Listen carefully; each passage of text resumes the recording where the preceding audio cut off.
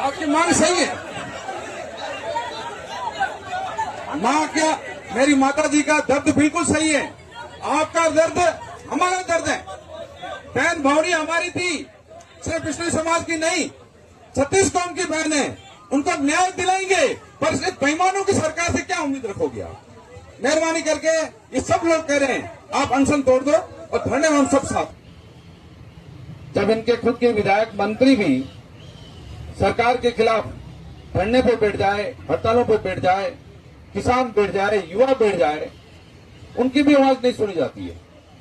और आज ये निर्मम हत्या हुई है और हर आदमी चाहता है, पूरा मारवाड़ चाहता है, पूरा राजस्थान चाहता है कि ये सच्चाई उजागर होनी चाहिए, क्योंकि इतनी निर्मम हत्या जिसका कोई लेना नहीं देना नहीं और ब्लाइंड मर्डर हो गया और सरकार को नींद कैसे आ रही है?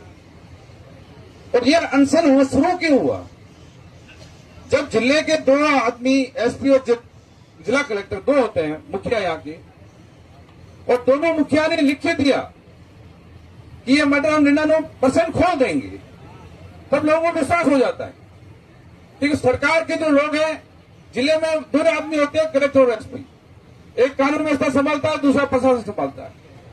उन्होंने लिखित में दिया, लिखित में यहां तक कह दिया कि भी हमको सब पता चल गया है और 99% हम इसको उजागर कर देंगे। तो सबको लगा कि हाँ उजागर हो जाएगा, और उसके तुरंत बाद यदि ये कहते हैं कि अभी तो उजागर नहीं हुआ है, ये गलत बात है। और उसी की वजह से कृष्णाराम जी को और पूरे समाज में मुझे जो पता चला है 120 लोग भूख हड़ताल पे बैठे। हमारी माताएं बैठी है, बहनें हड़ताल पे बैठी है, भूख हड़ताल पे। सरकार को कुछ तो सोचना चाहिए, आज क्यों नहीं उजागर हो रही है, क्या कारण है? सरकार को सोचना चाहिए। आज राजस्थान को भी आपने यूपी बिहार बना दिया, यहां भी जंगल राज हो गया। इतनी सरकार निकम्मी हो गई कि सरकार के पास इतने संसाधन नहीं है कि सरकार उसको उजागर नहीं करना चाहती है। इसलिए अब सबको शक हो रहा है कि सरकार को पता है, सरकार में जो लोग बैठे हैं वो जान चुके हैं कि वो हत्यारे कौन है। इसलिए हम सब ये मांग करते हैं कि ये सच्चाई हमारे सामने आनी चाहिए। और जो लोग ये कहते हैं कि हम राजनीति कर रहे हैं, आज हमको राजनीति करने यहाँ नहीं आए, हम सिर्फ बहन भौरी देवी जी को न्याय दिलाने आए, उस सच्चाई को सामने लाने के लिए लाए हैं। न कोई कृष्णाराम जो अनशन में बैठे हैं राजनीति के लिए नहीं बैठे हैं। आज ये कोई विधायक नहीं है, पहले आपने मौका दिया सेवा का, पर इनको आश्वासन दिया, आप सबको आश्वासन दिया, उसके बाद सच्चाई उजागर नहीं हुई, उसकी वजह से इनको भूख हड़ताल करनी पड़ी। तो मैं तो यही चाहता हूं, कृष्णाराम जी, इस सरकार ने तो इतना इकबाल खो दिया है। इस सरकार से पूरा राजस्थान ना उम्मीद हो गया है। ये सरकार ने किसान की है, न मजदूर की है, न युवाओं की, न माता बहनों की है। ये सरकार किसी की नहीं है। इसलिए मैं आपसे विनती करता हूं, हमारे पूर्व मुख्यमंत्री जी अशोक गहलोत साहब ने हमें सुबह कहा, डॉक्टर जी हमारे पीसीसी के अध्यक्ष ने कहा कि आप फुलोदी जैसलमेर के लोग जाओ, हमारी तरफ से पूरे समाज को 36 कौम को संदेश दो कि ये सरकार नालायक सरकार है।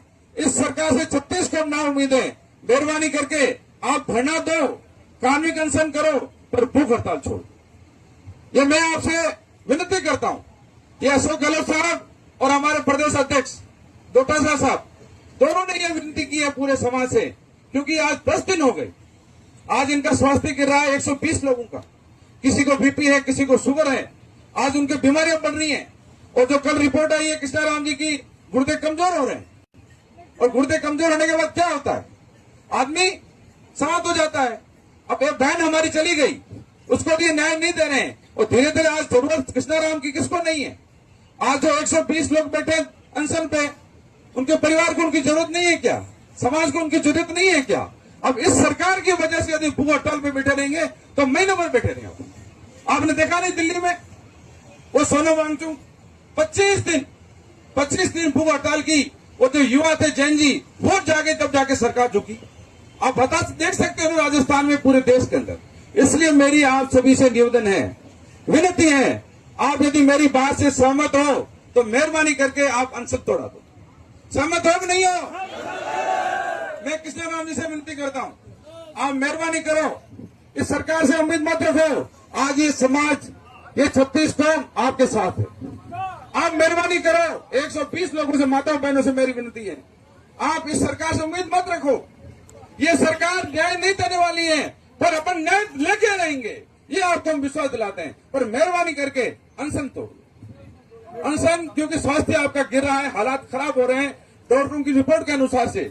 ये जो जितने भी लोग आए हैं, विधायक, पूर्व विधायक, जनप्रतिनिधि, समाज के सभी चुनिंदा लोग, 36 कौम के लोग, यही अपील करने आए हैं। अशोक गहलोत साहब और गोविंद सिंह डोटासरा का भी संदेश लेकर आया हूं कि मेहरबानी करके आज आप अनशन तोड़ दो और कार्मिक अनशन करो, भूख हड़ताल छोड़ दो, उसके बाद में धरना हमारा चालू रहेगा। और यदि धरना बनाना ही पड़ता है तो हम आप सब साथ में आपके हर जिले के अंदर धरना देंगे, हर जिले के अंदर ज्ञापन देंगे, और जब तक न्याय नहीं मिलेगा तब तक ये हमारी चलता रहेगा प्रक्रिया। इसलिए मेहरबानी करो, आप 36 कौम के लोग बैठे हो, समाज के लोग बैठे हो, आप सब विनती करोगे तभी कृष्णाराम जी हमारी बात मानेंगे। मैं अकेला कहूंगा मेरी बात नहीं मानेंगे।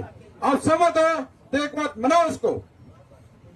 मेरी बात समझ रहे हो नहीं समझ रहे हो? तो कृष्णाराम जी को अनशन तोड़ना चाहिए नहीं तोड़ना चाहिए? विनती आपसे विनती है, आप थोड़ा ऊंचा उठे। नहीं